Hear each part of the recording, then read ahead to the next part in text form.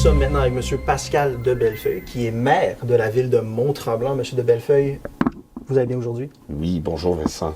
On va toujours bien à Mont-Tremblant. Je suis absolument d'accord avec ça.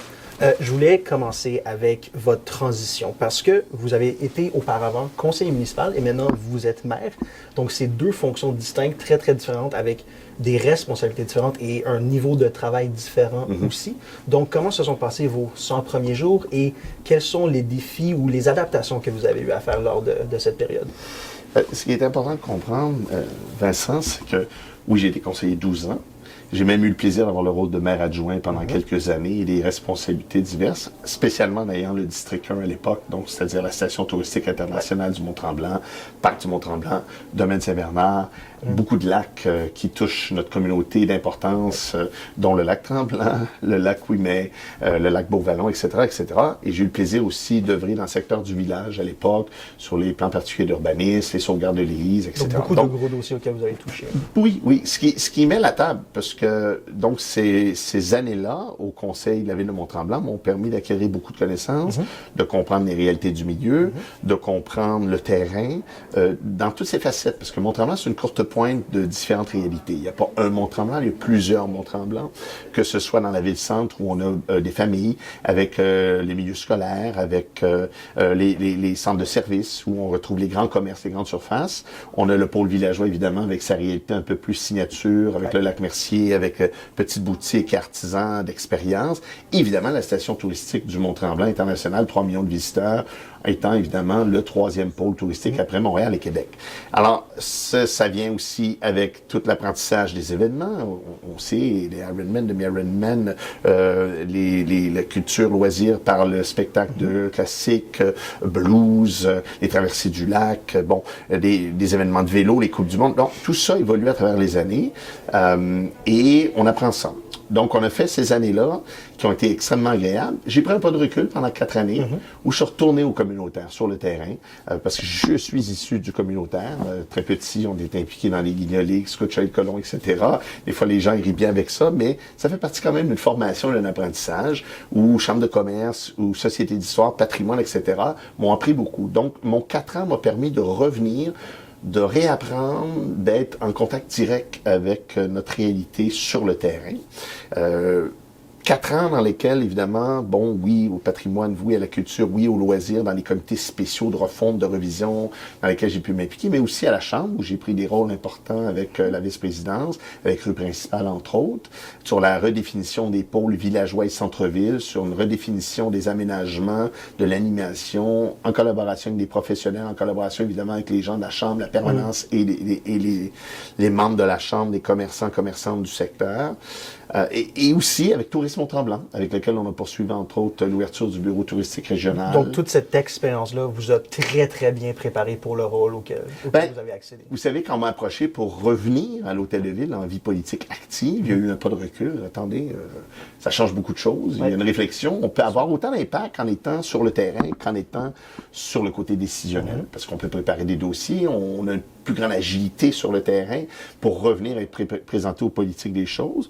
Par contre, aux politiques, eh bien, on a les outils pour les réaliser.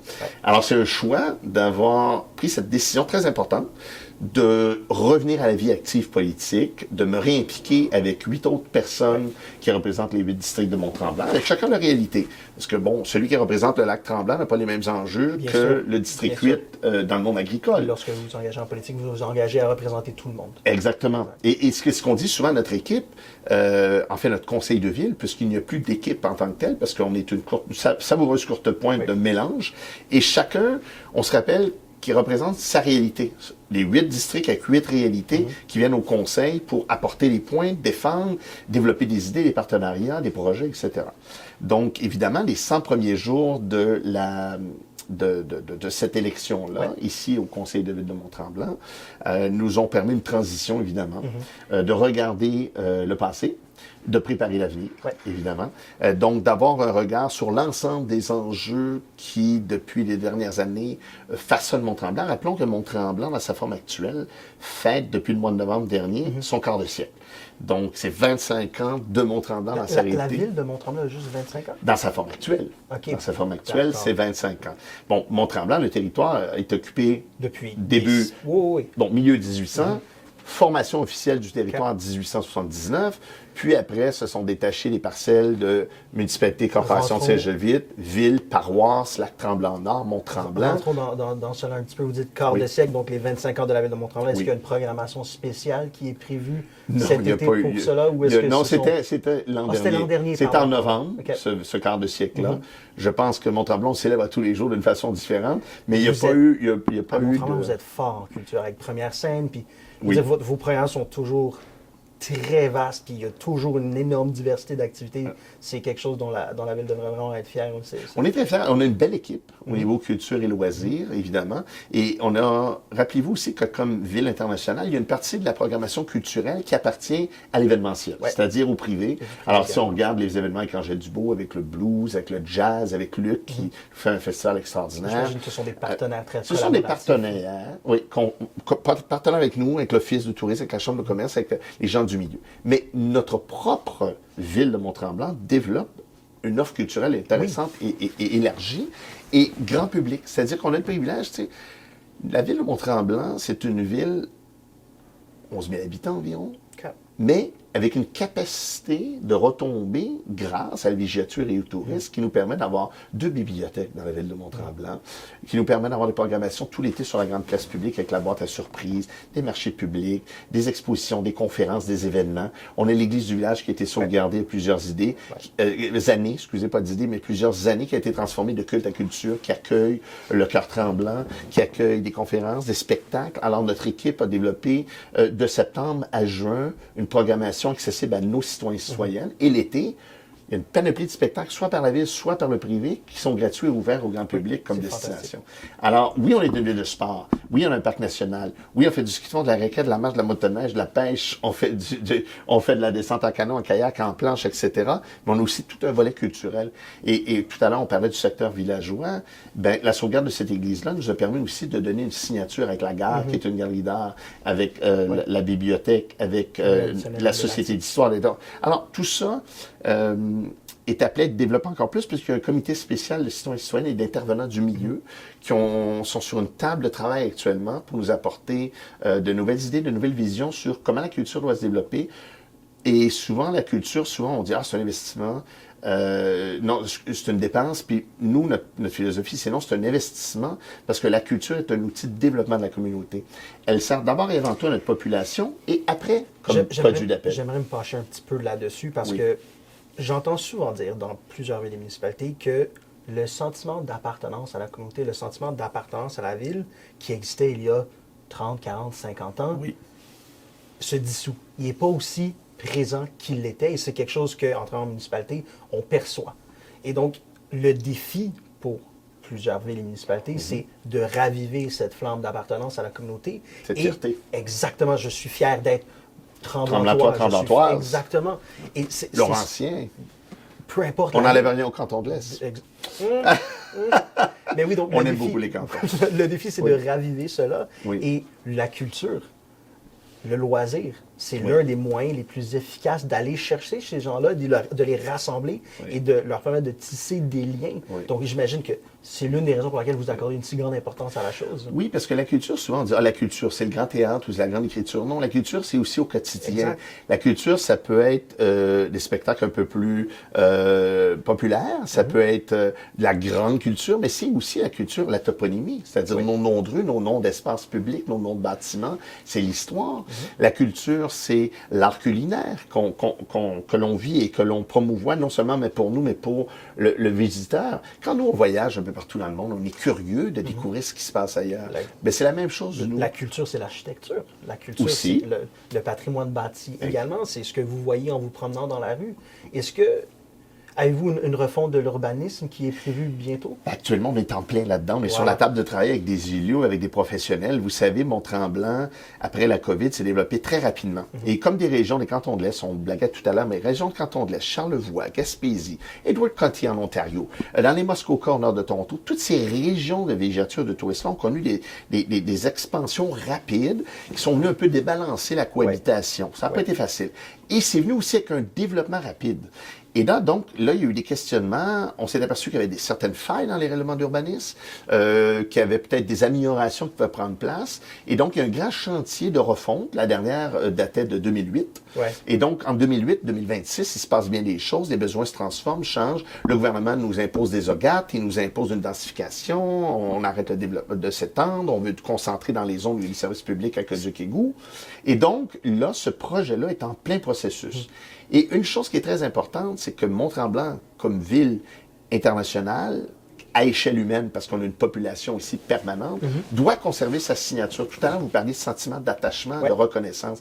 On ne peut pas être une ville beige. On doit être une ville qui va mettre en valeur ses attraits, son histoire, depuis la venue du curé Labelle, du curé des Lauriers.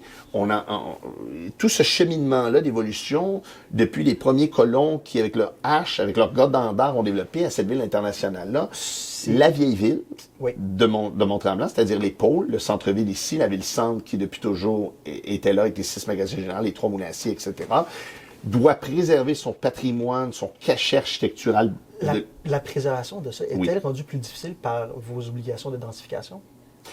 Et c'est là qu'il faut s'assurer que malgré un désir de densification, on ne vienne pas jouer dans désir de densification ou obligation de densification? Oui, désir du gouvernement provincial. C'est ça. Okay.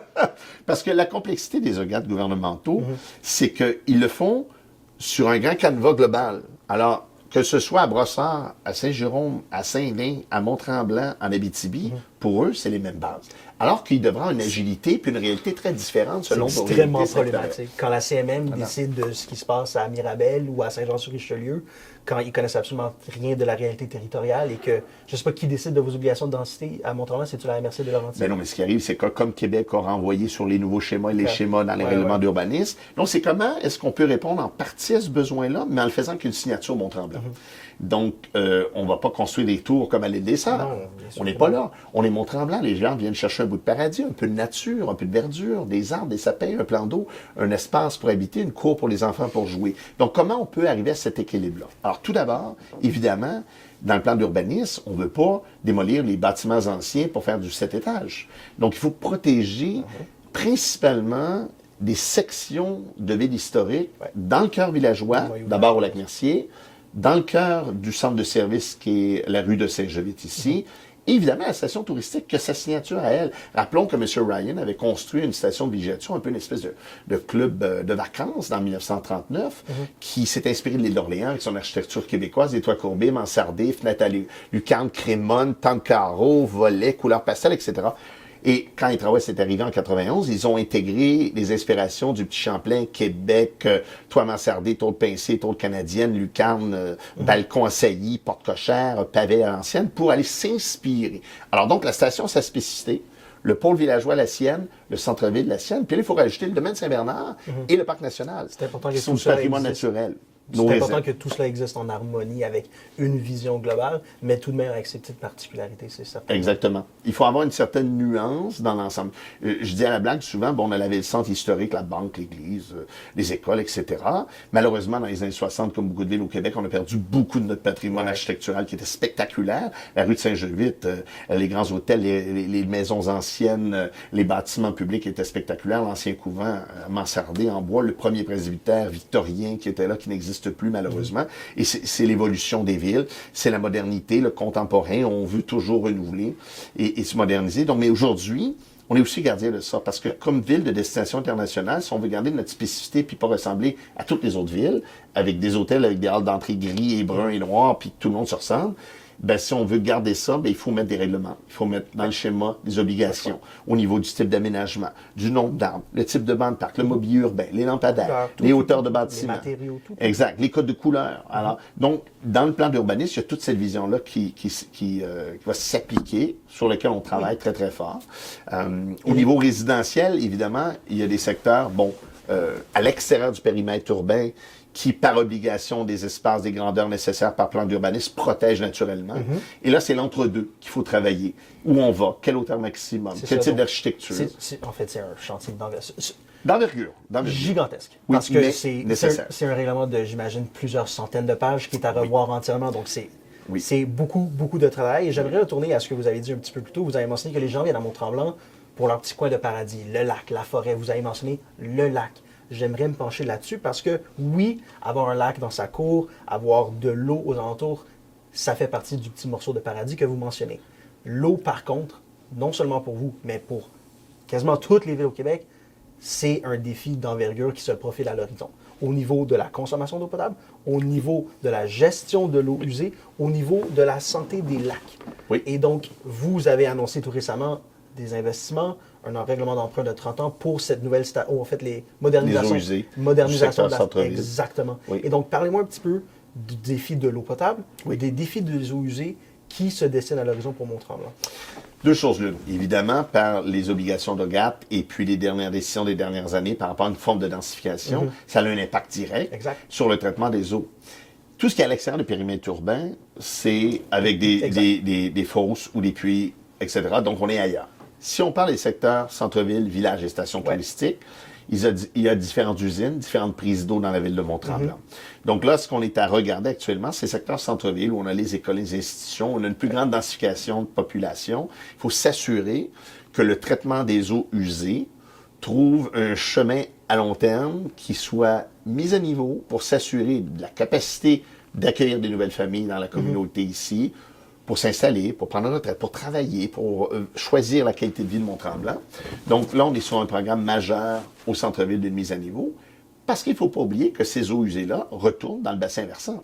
Donc, on doit s'assurer de garder la qualité première de notre eau, puisque nos lacs, ruisseaux, rivières, plans d'eau généraux, marais, bassins filtrants, sont une ressource primordiale à la signature. On parlait de patrimoine tout à l'heure, c'est un patrimoine naturel. Alors, tous les bassins versants ont été étudiés pour voir leur capacité d'accueil, capacité de construction, capacité de route, etc. Et là, on est en train d'analyser ça justement dans le plan d'urbanisme, parce que c'est pas un terrain plat. On n'est pas dans un champ. On est dans une vallée, la vallée du Diable, sur laquelle il y a une rivière qui part du Parc national du Mont-Tremblant et qui parcourt l'ensemble du territoire en passant par le secteur village, en venant ici vers le centre-ville où elle se faufile, passe derrière nous à l'hôtel de ville, derrière la bibliothèque, et va jusqu'à Brébeuf, dans les secteurs agricoles de Mont-Tremblant et de Brébeuf qui se juxtaposent, vers le pont Prud'homme, un pont qui relie les deux communautés, vers un patrimoine qui est en processus de rénovation actuellement et de restauration. Pas de rénovation, de restauration pour le remettre dans son état avec sa structure et sa beauté. Évidemment, un des derniers, il n'y en reste plus beaucoup au Québec, pont qui allie nos communautés depuis une centaine d'années et dont le bois provient du lac Tremblant, avait été flotté, envoyé, transformé ici derrière l'hôtel de ville au Moulin et transféré là-bas avec des bénévoles qui l'avaient construit. On ferme les parenthèses. Donc, cette rivière-là, elle est très importante, mais au-delà de ça, c'est l'ensemble des lacs de la communauté ici. Alors, donc, l'ensemble des bassins versants, on sait qu'il y a déjà des règlements qui existent, des marges de recul, de protection pour les constructions, les chemins, non-coupe, reboisement des 3 strates, etc. Donc, il faut poursuivre, emphaser ça, puisque c'est la signature de notre région. Il ne faut pas tuer ce qu'est Mont-Tremblant. Et je dirais, au-delà de Mont-Tremblant, c'est dans la MRC, c'est dans les Laurentides, c'est ailleurs, partout au Québec. Des défis au niveau des plans d'eau, on les vit partout. On parlait des cantons d'estuaire, mais aussi dans le bas du fleuve où les berges s'effritent dans le fleuve, etc. J'ai mentionné, c'est un enjeu pan-québécois. C'est partout la même chose. C'est mondial, en fait. Exactement. Mais donc, pour nous, comme ville, Mont-Tremblant, on veut être à l'avance dans cette planification-là. On veut être des exemples à donner, autant pour les résidents-résidentes que pour le produit d'appel qui est ces plans d'eau-là. Et la qualité d'eau potable. Parce qu'on a le privilège d'avoir le lac Tremblant qui tire sa source du parc avec la petite cachée, etc. Avez-vous vos propres installations de purification de l'eau ou êtes-vous en régie? Non, non, ça appartient à la ville de Mont-Tremblant. Et donc, la source de cette station-là, c'est la... On a plusieurs sources. Combien? Donc, passé jadis Nagar, on avait plusieurs, les lacs, tout ça, ça a été arrêté. Maintenant, on a le lac Tremblant avec une méga usine là-bas, qui est vraiment mise à niveau depuis quelques années dans les meilleurs systèmes, qui a une capacité de prendre l'évolution de la ville de Mont-Tremblant. Parce qu'il ne faut pas oublier qu'on est 11 000, mais qu'on est 50 000 les fins de semaine avec toutes les chambres d'hôtel. Et vous êtes 50 000 les fins de semaine? Ben, en moyenne, avec les visiteurs, les hôtels, etc. Bon, des fois, il y a 200 chambres d'hôtel dans un établissement, 150 là, 60 là. Alors, il faut cette capacité d'accueil-là. D'accord? Parce qu'il faut qu'on calcule aussi les villégiateurs qui ont des chalets, qui ont des résidences secondaires. Donc là, c'est plan de mobilité, c'est accessibilité, c'est urgence, c'est les capacités d'accueil des écoles, les capacités d'accueil des services incendies, des services de sécurité. Il faut tout planifier. Petite question par rapport à la cohabitation résident-villégiateur. Parce que si on va, par exemple, à Madrid, Barcelone, puis c'est pas le même type d'installation qu'à Mont-Tremblant, mais si on va dans ces villes très, très, très touristiques, le résident local est plus capable de sentir le touriste. Il a fallu mettre en place des règlements quand les touristes ne peuvent pas accéder à telle section à telle heure parce que la cohabitation est très difficile. À Mont-Tremblant, vous appelez le surtourisme, on le voit à Venise, on le voit à Paris, on le voit dans... Exact. Mont-Tremblant n'est pas rendu là ou pas encore? Ou il faut prévoir. C'est sûr, c'est certain que certaines journées de l'année, exemple, les feuilles, la période des couleurs, on sait qu'il y a une pression sur le système routier. On sait qu'il y a une pression par le nombre de visiteurs et qui peut créer certains frottements avec notre population locale qui a plus d'accessibilité ou de moyens de se déplacer. Alors là, on travaille avec les associations, avec la station touristique, avec les chambres de commerce, les offices, à trouver des solutions pour diminuer l'impact de ce type de journée-là. Mais rappelons-nous que Mont-Tremblant vit de cela. Ne vit pas d'une mine, ne vit pas de l'industrie forestière, elle vit de la villégiature et du tourisme. Et donc, comment on cohabite ces deux réalités-là? Nous, ça fait plus de 125 ans qu'on existe, évidemment. On a commencé à manger de la semelle de bottine d'abord. Hein? Puis aujourd'hui, on évolue à devenir la ville extraordinaire où on est. Et on a le privilège, comme ville internationale à l'échelle humaine, grâce à la venue de toute cette économie-là, de redonner énormément de sentiers de ski de fond, de raquettes, de marches, des écoles, des gymnases, un centre collégial, des bibliothèques, des spectacles.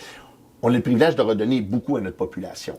Mais ça vient aussi avec une responsabilité qui est cet accueil-là. Et on est une communauté d'accueil depuis le début du siècle dernier. Alors, mais oui, parfois, il y a peut-être des journées où on va attendre 2 feux de circulation. Donc, tout ça est à revoir. C'est le prix à payer pour avoir accès à ces revenus-là, à cette ressource touristique. Bien, peu importe, dans n'importe quelle ville, avec le développement qu'on a connu des dernières années, on en parlait tout à l'heure avec le surdéveloppement dû au mouvement des masses, etc., on n'est pas, Mont-Tremblant, la seule communauté à faire face à des modifications, des complications au niveau de la circulation, au niveau des accès de services, etc. Donc, on est dans l'agilité de trouver des solutions pour ça, d'y travailler, mais on n'en demeure pas moins que notre base, c'est l'accueil de l'étranger. C'est-à-dire soit par l'aéroport international de Mont-Tremblant, soit par les routes, soit de d'autres façons, les gens nous accèdent. On a des réseaux de sentiers, comme on parlait tout à l'heure, des activités, on a le parc national, etc. Donc, c'est notre nature. Maintenant, comment on le fait pour que notre population demeure sereine dans cet accueil-là, qu'elle en tire un bénéfice agréable et que nos visiteurs, eux, aient du plaisir à nous visiter.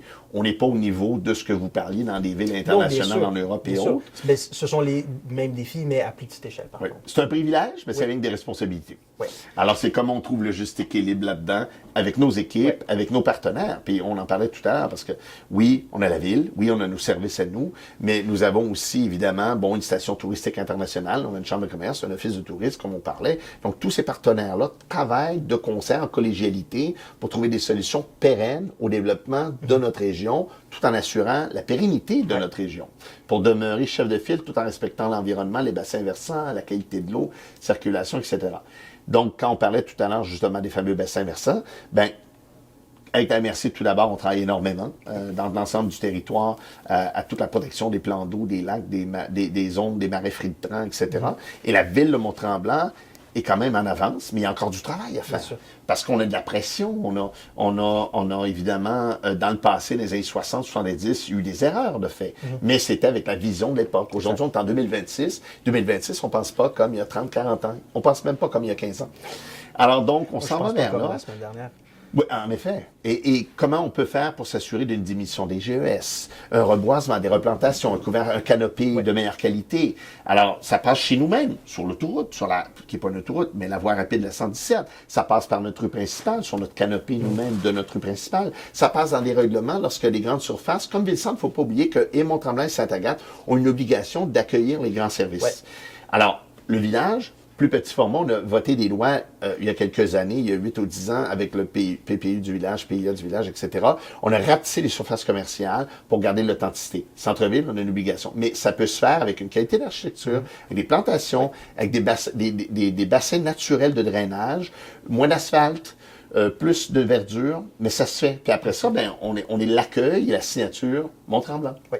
On n'est pas l'obligation de faire comme dans les grandes villes urbaines. Exact. On peut se réinventer et créer notre modèle. Monsieur de Bellefeuille? Oui. On va juste prendre une pause. Oui. On va revenir pour la suite dans très peu de temps. Parfait.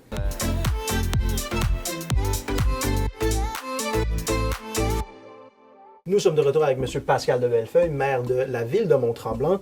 Lors de notre dernier segment, vous avez mentionné que ce fut une bonne décision de retourner en politique. Cette décision s'est suivie de grosses décisions également parce que vous êtes immédiatement rentré dans l'élaboration de votre budget. Quelles ont été les décisions les plus difficiles à prendre pour arriver à un budget équilibré 2025-2026? Tout d'abord, ce qui est important de comprendre, c'est qu'avec la réalité d'un conseil courte pointe, la première chose qu'on a fait, on a eu une rencontre avec une professionnelle, une avocate, sur les rôles et responsabilités des élus. Okay. Pour bien comprendre, parce que souvent, des fois, on a une idée un peu à l'ancienne de comment et jusqu'où un politicien ou une politicienne, okay, ou un élu de la communauté, parce que des fois, le mot politicien, politicienne est un peu galvaudé. J'aime bien dire qu'on travaille pour la communauté au lieu de dire qu'on est des politiciens, politiciennes. Représentants de la population.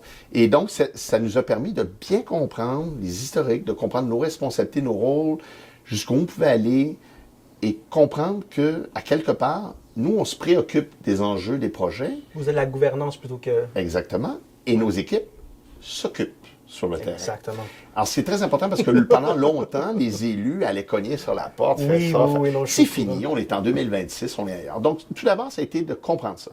Parce que sur les 8 élus, il y a quand même 5 nouvelles personnes des différentes origines, des différents groupes qui ont été élus. Donc, de bien comprendre, des fois, on arrive, on veut tout changer en 24 heures. C'est pas comme ça, malheureusement, que ça fonctionne. Il y a des lois, des règlements, des schémas, etc. De là, on a demandé une séquence de présentation des projets passé, présent et futur. On parle de la fiducie du domaine Saint-Bernard, on parle du Collège international, on parle du plan d'urbanisme, on parle des enjeux autour de la montagne, versant soleil, le futur. Alors, on a demandé une série de présentations de la part de nos départements d'urbanisme, d'environnement, de culture et loisirs, travaux publics. C'est quoi les impacts? Alors, pour qu'on ait les outils nécessaires à une bonne réflexion pour les prises de décision. Parce que, bon, on est au-dessus de 70 millions, 10 milliards de valeurs foncières, RFU, etc. Et votre PTI, tout ça, un PTI ou un PQI? Le RFU, les valeurs foncières de la communauté. Ma question en fait, avez-vous un plan triennal d'immobilisation ou un plan Oui, le PTI, excusez-moi. Oui, on a un PTI.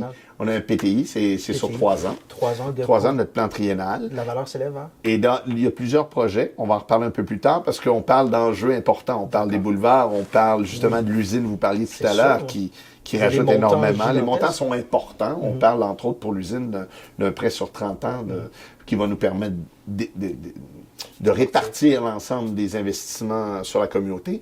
Mais revenons au budget, parce que au-delà des plans triennales, puis des grands enjeux, puis des visions futures, comme ville, nous devons d'abord offrir les services de base à notre population. C'est-à-dire, c'est quoi? C'est une sécurité, c'est les trottoirs, c'est les rues, c'est une circulation fluide, c'est l'éclairage. Les coûts de ces services augmentent drastiquement chaque année. Énorme, mais ça. C'est énorme pour la communauté, et c'est de l'incompressible, c'est les ressources humaines, c'est nos pompiers, c'est notre direction, c'est les équipes de terrain, c'est nos spécialistes, c'est nos consultants. Tout ça demande énormément d'investissement. Alors oui, on a le privilège comme ville de retirer des sous, d'avoir les capacités, les moyens de nos ambitions, comme on aime dire, mais c'est parce que aussi les responsabilités sont énormes. L'incompressible, le récurrent est énorme dans notre ville. J'avais cette discussion avec le maire de Val-David la semaine dernière, c'est que les gens ont beaucoup de difficultés à comprendre que leur coût de la vie augmente selon l'inflation, 2%, 2,4%. Oui. c'est la même chose pour une municipalité. Le coût d'une vie d'une municipalité augmente au même rythme, sinon à un rythme plus grand que le coût de leur vie. Parce que les entrepreneurs, eux, doivent dealer avec l'inflation aussi. Fait que les appels, tout augmente. Et donc, il y a des décisions, pour revenir au mot décision, il y a des décisions très difficiles à faire pour l'élaboration de chaque budget. Oui, c'est énorme. Et c'est là on a pris... Et on s'est permis en année électorale, nous avons le droit de déplacer la préparation du budget de décembre en janvier. On aurait pu dire, comme ils disent à Paris, business as usual, on part, OK, on nous recommande ça. Attendez, nous sommes responsables de ces prises de décision-là. C'est une blague, parce qu'il parle dans ma blague. C'était une blague sympathique. À tous mes amis français, je vous aime. C'est une blague, évidemment. Donc, c'était sans sarcasme, évidemment. Donc, c'était une grande réflexion de dire, on va prendre le temps, quelques semaines de plus, pour bien préparer la suite. Puis ça nous a aidé de bien comprendre avec nos fonctionnaires, avec nos directeurs, les chefs d'environnement, urbanistes, etc., les priorités. Où investir, où ralentir, où reporter, où couper. Parce que parfois aussi, il y a des choses qu'on n'a pas nécessairement besoin. Puis, il fallait aussi analyser, est-ce que l'ensemble des décisions, des orientations prises au cours des 4 dernières années se poursuivent, ajustées ou remises en question? Donc, sur des projets entamés, etc. Avez-vous fait un exercice de planification stratégique? Mais il y avait déjà eu une planification. De quand à quand? Qui avait été faite par l'ancien conseil pour les prochaines années. Mais là, il fallait voir si nous... De 10 ans? Non. C'est 5-8 ans. Donc, on est ailleurs. Fait que vous l'avez réévalué. Non, on est dans le processus. Mais il y a des choses de base qui sont nécessaires, il y a des choses qui sont obligatoires. Et là, cet arrimage-là, cette nouvelle culture qui s'établit là, c'est sûr qu'il y a beaucoup de similitudes, de similarités, parce qu'il y a des grands enjeux. Si on parle d'environnement, de développement durable, de logement abordable, de logis abordable, parce que c'est pas juste du logement, c'est aussi de la maison abordable. Est-ce qu'on peut revoir le plan d'urbanisme pour permettre la micro-maison qui n'existe pas actuellement dans le plan d'urbanisme? Alors, c'est tout ça qui est remis en question dans le processus. Et donc, dans le budget, évidemment, il y a la base qui a été rétablie, les incompressibles, les récurrents, évidemment. Ça prenait une certaine agilité, mais on devait faire face à un plus grand défi que ça, puisque la MRC était en plein dans son rôle d'évaluation, réévaluée. Alors donc, ce qui a eu des impacts, une moyenne de 38 mais certains jusqu'à 60 et plus.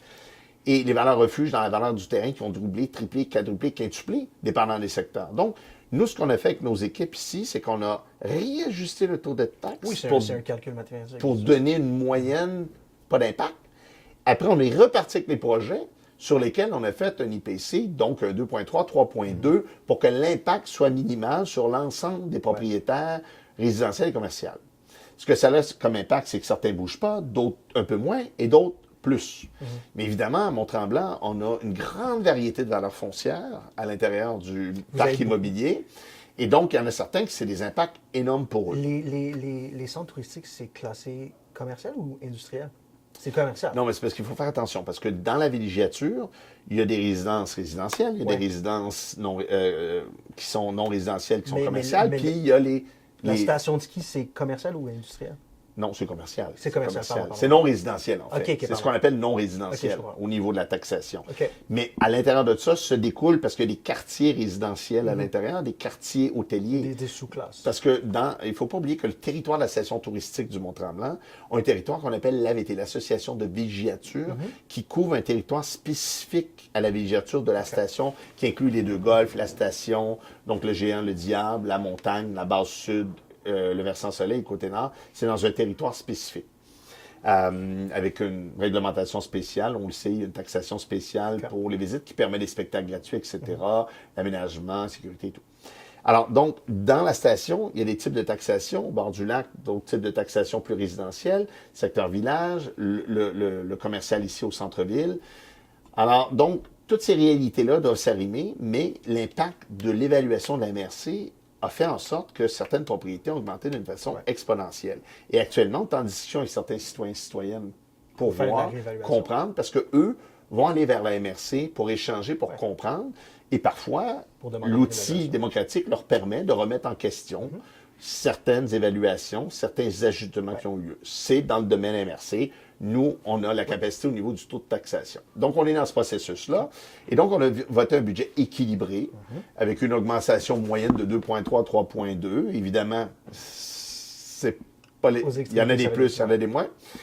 Tout ça pour réussir à offrir les services de base, mais en consolidant, en s'assurant de revoir un ensemble de dépenses pour s'assurer de la pérennité de notre ville. Parce que même si on a ce privilège d'avoir des retombées importantes, il ne faut pas faire n'importe quelle dépense, n'importe comment. Donc, on est privilégié, oui, mais on veut vraiment, dans la prochaine année, revoir les acquisitions de la ville. Hein, on parle du plage et tennis, on parle de la montagne de Grey Rocks, on parle dans le pôle villageois de l'édifice Félix Calvé, qui appartient à la ville. On parle du centre qui est ici ou d'un futur centre communautaire. Donc, on veut revoir l'ensemble des acquisitions, travailler à une vision future, stabiliser, et ensuite prendre les décisions par séquence, dans le rôle triennal, pour voir quels seront l'ordre des développements. Est-ce que c'est toujours le bon investissement ou pas? Est-ce que c'est sous la forme municipale, fiducie ou autre? Donc, tout ça est en train d'être revu par nos équipes, avec nos élus. Mais ça demande un grand travail. Et c'est correct de prendre un temps d'arrêt de quelques mois pour prendre le temps d'analyser, prendre un pas de recul pour mieux aller de l'avant comme ville. Comme ça. Ben voilà. Vous avez mentionné plus tôt que la ville de Mont-Tremblant est une courte pointe, une diversité extraordinaire. Mais lorsque vous êtes élu, vous représentez tout le monde. Donc, vous, vos conseillers, vous représentez la population entière de Mont-Tremblant. Vous ne représentez pas juste votre district ou votre secteur. Et vous ne représentez pas seulement aussi les priorités seulement des gens qui se présentent à la séance du conseil. Ça, c'est les personnes vocales. Il y a très peu de gens qui vont à la séance du conseil. Vous devez aller sur le terrain. Oui, c'est très important. Aller à la rencontre des gens. Et je sais que c'est très important pour vous. Oui. Donc, parlez-moi de ça, de cette nécessité de ne pas juste écouter les gens qui vont à la séance du conseil, de ne pas juste écouter les gens qui vous envoient des courriels, mais d'aller à la rencontre des gens pour entendre ce qu'ils ont à dire chez eux, dans les rues, sur le terrain. Tout à l'heure, on parlait de ce privilège d'avoir cette vie internationale à l'échelle humaine. Mais l'échelle humaine commence par la rencontre de nos citoyens et citoyennes. Oui. Et tout à l'heure, vous parliez de certaines villes qui commencent à perdre ce sentiment de fierté. Villes, pas mal toutes les villes. Eh bien, Mont-Tremblant a changé beaucoup, mais il faut qu'on garde ce sentiment de fierté. Et ça passe par où? Ça passe par des organisations caritatives, ça passe par des organisations sociales extrêmement impliquées dans leur milieu, enracinées. On a le privilège ici, Clair Soleil, avec les problèmes aux personnes avec des mobilités réduites, etc., des handicaps et autres. On a Samaritaine qui aide au niveau du vêtement, de l'ameublement pour les personnes moins favorisées, mais aussi qui a une partie recyclage pour les jeunes, etc. Et des paniers de nourriture derrière. Nous avons les Chalets de Colomb, les Filles d'Isabelle qui s'impliquent énormément, les Richelieu, les Rotary, les organisations caritatives, la Maison de la Famille, la Maison des Jeunes. On a la Fondation Tremblant qui va chercher des argents frais dans la communauté pour les redistribuer dans toute la MRC des Laurentides. Parce qu'au-delà de Mont-Tremblant, c'est vers Sainte-Agathe, c'est vers La Belle, c'est vers Huberdeau-Arundel, c'est vers Mont-Blanc, parce que n'oubliez pas que Mont-Tremblant, comme ville-centre, interagit avec Lac-Supérieur, avec Mont-Blanc, avec Brébeuf, avec Arundel, avec Huberdeau, avec la Minerve, avec La Belle, avec la Conception, avec Saint-Rémy, avec Hammer. Tout ça fait partie de notre réalité au quotidien. Ces gens-là viennent travailler, viennent dans nos écoles, dans les services de garderie, services de garde, etc. Donc, tout le caritatif fait vibrer. On a des groupes culturels, le Cœur Tremblant, on a des groupes de théâtre, et il y a plein de niveaux dans la communauté, super actifs. On est privilégié comme ville de Calibre International d'avoir encore l'ensemble de ces organisations-là actives. Mais ne croyez-vous pas que c'est une minorité de la population qui fait appel aux services d'OBNL ou pas nécessairement d'OBNL, mais d'organismes communautaires? Ce n'est pas que de faire appel, parce que beaucoup animent la population. Il y en a que c'est dans le culturel, d'autres c'est dans le caritatif, d'autres c'est dans les besoins pour les jeunes, etc. Mais chacun a sa niche. Et c'est ce qui fait la richesse du canevas Tremblantois.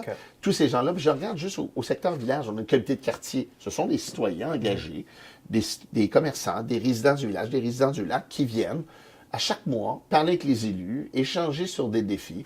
On n'est pas toujours d'accord, mais on échange et on construit ensemble. Parce qu'il faut se rappeler une chose, nous sommes des élus qui travaillons pour la population. Notre rôle est de les représenter.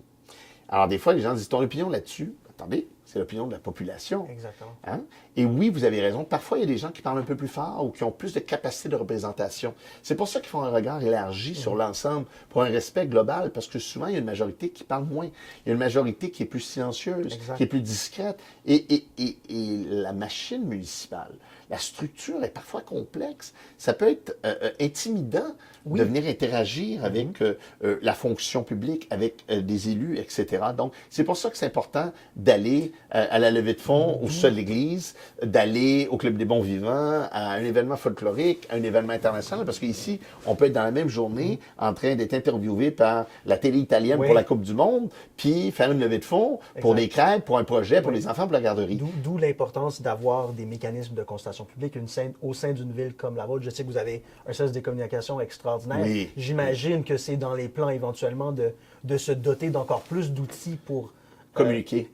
Communiquer et consulter. Oui. En fait, actuellement, on est en appel parce qu'on veut élargir l'équipe, entre autres des communications, pour justement s'assurer que l'ensemble des décisions, comme là actuellement, on a un sondage sur le type de résidence ou d'habitation. On en a eu sur le transport, la mobilité. On en a eu sur le développement urbanistique de la ville, les consultations avec des tables rondes, etc. Donc, c'est dans cette collégialité-là qu'on va arriver à prendre les bonnes décisions et se donner des bons outils pour s'assurer que la ville respecte la vision de la population. Il ne faut pas imposer à la population une vision, il faut la créer avec eux, cette vision-là. La donnée la plus importante au sein d'une ville, c'est la vision de la population sur des sujets diversifiés. Oui. C'est nécessaire parce que, comme vous le dites, vous êtes la personne, les conseillers, le conseil, c'est ceux qui signent le papier, c'est ceux qui signent le contrat. Mais c'est à la demande des citoyens. C'est selon les besoins des citoyens. Et d'une majorité. Bien sûr. D'une majorité. Parce qu'évidemment, tout le monde a son désir, tout le monde a son plan, tout le monde a son idée. Maintenant, c'est OK.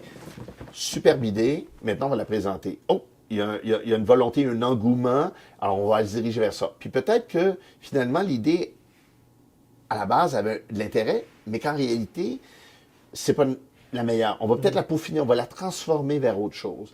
Et comme je dis encore, dépendant des secteurs, des pôles, de la population, des réalités. Exemple, j'ai des jeunes qui jouent au hockey, j'ai des jeunes qui jouent au volleyball, j'ai des gens qui jouent au pickleball, j'ai des gens qui jouent au football, j'ai des gens qui jouent au soccer, j'ai des gens qui font du vélo, j'en ai qui font de la course, j'en ai qui font du vélo de montagne, du vélo de route, j'en ai qui font du canot, du kayak, il y en a qui font de la pêche à la mouche. Alors, tout ça, ça fait partie de la même réalité d'une seule ville. Donc maintenant, c'est comment on établit l'équilibre de tous ces besoins-là. Et parfois, il y a des groupes mieux organisés que d'autres. Mais l'ensemble des décisions doivent se prendre pour un bien-être commun. Hein? Puis, s'ils sont mieux organisés, ça ne rend pas leurs besoins plus importants que le besoin de ceux qui sont moins bien organisés, effectivement. On tombe dans d'autres questionnements sociaux, etc.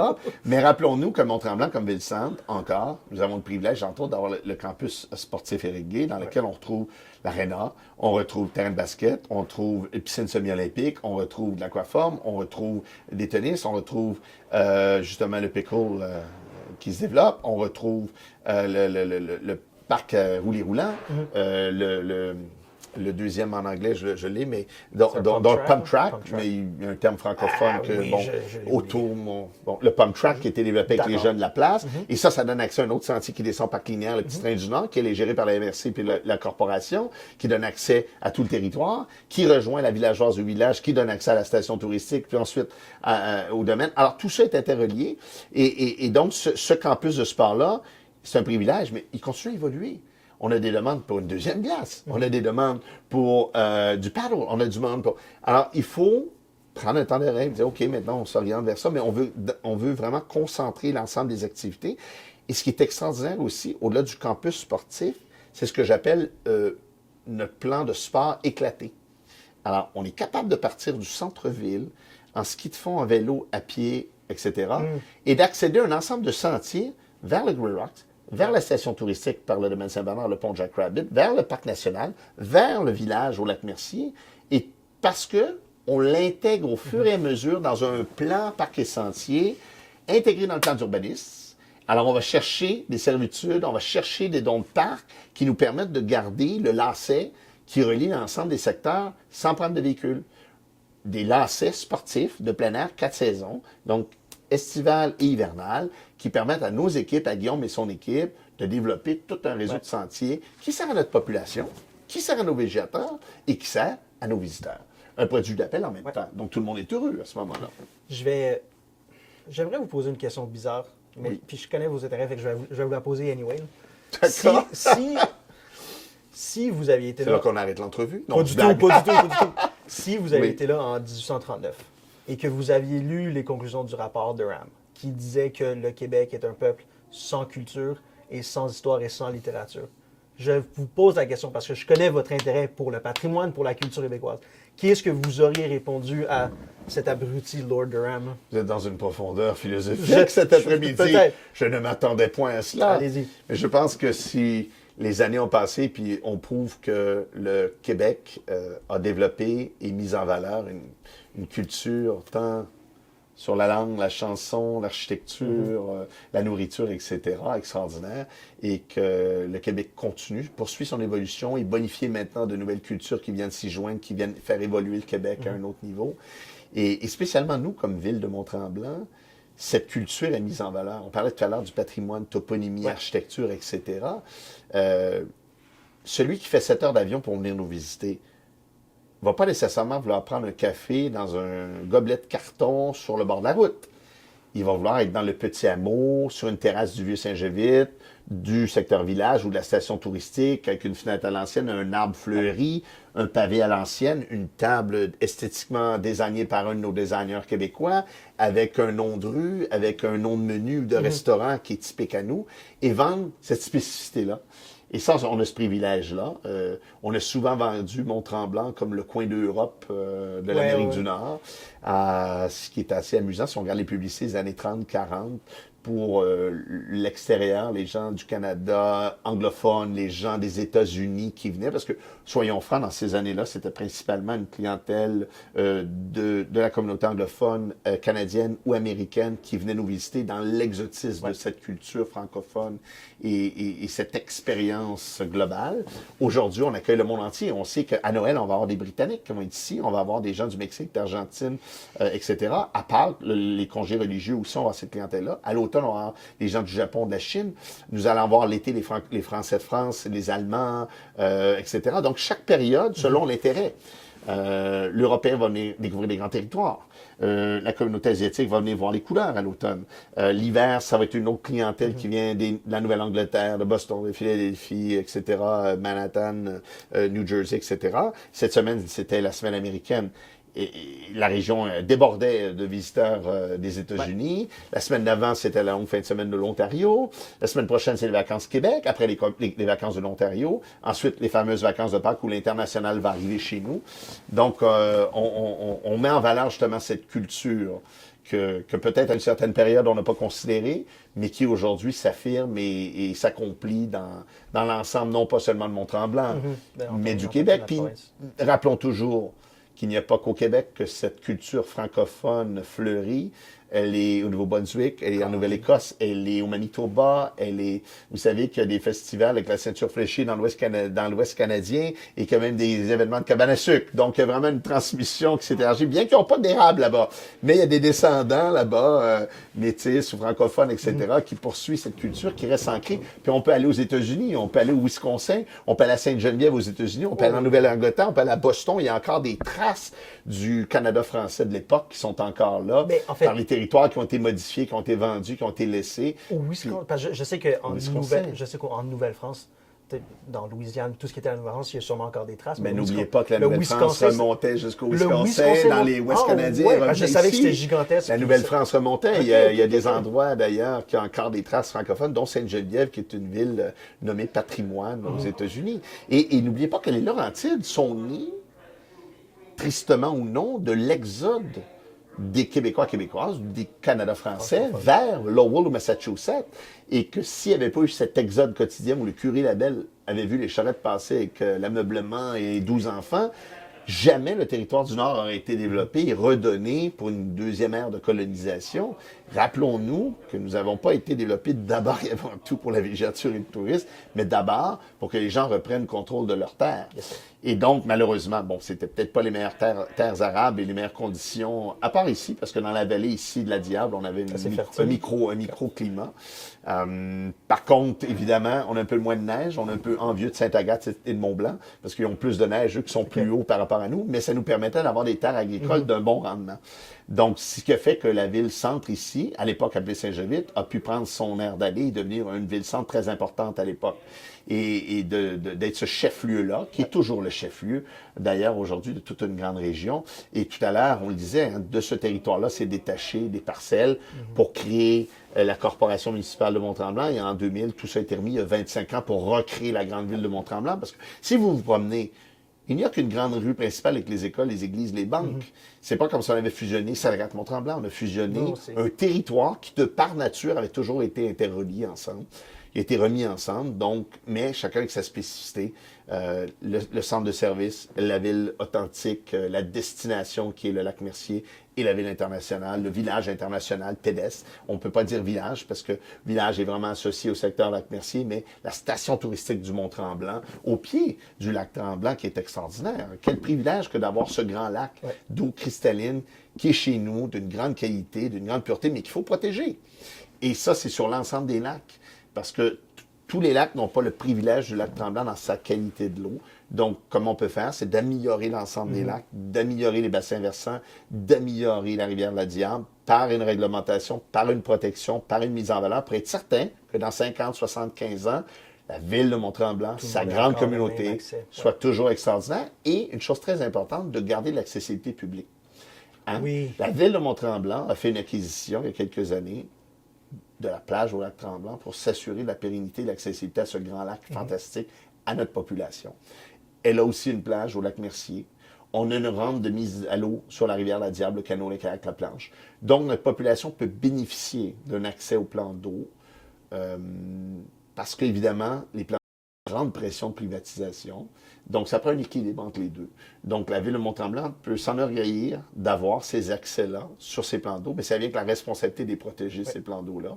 Et deux de ces plans d'eau-là font partie des milieux urbains, en guillemets, qui sont considérés urbains, c'est-à-dire le lac Mercier, parce qu'il y a des aqueducs, des égouts, puis il y a un noyau villageois commercial, et le lac Tremblant au pied de la montagne.